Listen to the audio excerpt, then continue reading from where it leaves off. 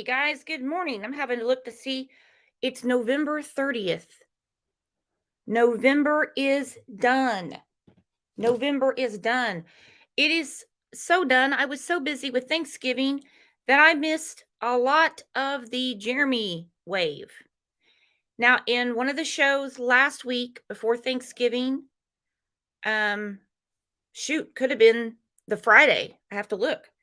I played a video of the neighbors, not just the gentleman on the screen, Jeremy, but a couple of other neighbors. And we all remarked that they had a kind of weird. They all had some low vibration going on.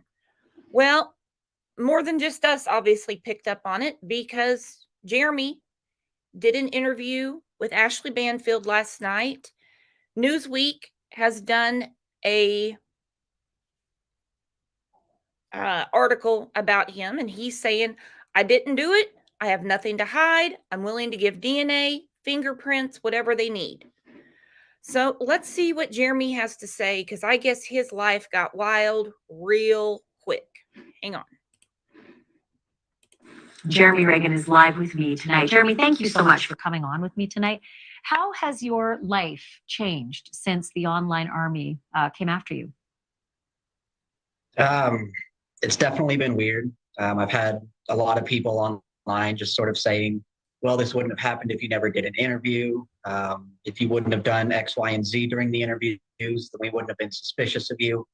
But it's not like I was intentionally doing anything during the interview or like I had sought out these interviews.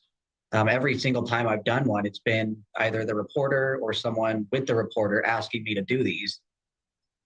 But people online have just been ruthless. They went through and gone through all of my social media history over the past decade, just trying to find anything and everything they can about me, pulling up Facebook posts from my mom from a decade ago saying, oh, he was a hunter back in 2012. He must have done it just because a psychic had done a reading and said that it was probably a hunter, even though almost everyone in Idaho hunts at some point. And so they've just been digging into anything and everything they can find about my personal life and trying to somehow link it back to this. So let's clear the air for anybody who's watching tonight and maybe still even has suspicions. So some of them said he refused to give his DNA to the police. Have the police ever come in contact with you or asked you for DNA or had any requests like that? Earlier today actually was the first time. Before this, they hadn't interviewed me other than that first day, a couple hours after the news broke that there was a killing there. But up until earlier today, I hadn't been contacted by the police. But then today, partly because of all the reports that people had sent in about me and the interview I did, as well as me going and talking with one of the local prosecutors about what I can do to clear my name, the officers came by my house today. They talked with me. They interviewed me. They didn't bring anything to collect DNA today, but they said, if we need you, will you come down to the station? I said, absolutely. And so if they give me another call or if they don't call me within a few days, I'll probably go down anyways. But to be clear, you problem. reached out to the prosecutor as well. Let's be really clear about that. So it's just absolutely an abject lie that you refused to give DNA. You've spoken to them, you've offered it. They've said they'll come back and ask you for it. They certainly don't seem to think it's a big panic. And then the other question for the record, where were you when the murders occurred? I was in my bed.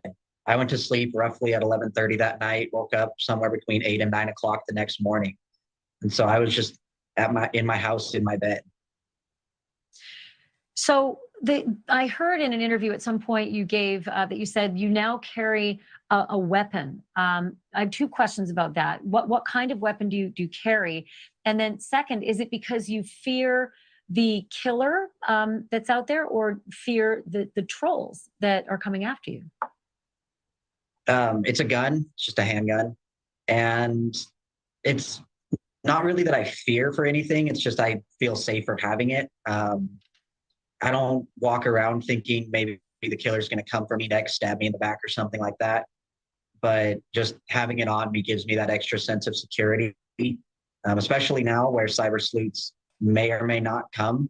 They've already contacted my friends asking questions about me. And so who knows if someone's going to go so far as to try and confront me in person, even though I've On Reddit specifically, I've gone through and posted and answered questions that people had, but you never know if someone's going to try and come talk to me personally or come try anything in real life. So Sure. I just feel Yeah, well, we've safer seen it having it happen. generally. We've seen people show up at murder scenes before who are not involved in any way in the story. I have one last question for you. I've got about 15 seconds left. Did you know the girls, or had you ever been in the house? I didn't know them and I'd never been to the house. I'd been up to the front door because I had found a lost phone last semester. So I went, knocked on the door, asked if they knew whose it was. The girl that answered said no. So I left and went to the next house. Did the same thing until I was finally able to figure out whose phone it was. That's the only time I was at Well, the listen, house, but I was never I actually can't inside. I can't thank you enough for coming on the air and clearing up a lot of these misconceptions that have been online. I'm sorry that you're going through this, Jeremy, but keep us posted on what happens. If the police do come back, give us a heads up, and we'll talk about what happens from here. Thanks for doing this tonight. Thank you for watching. Go to newsnationnow.com to find News Nation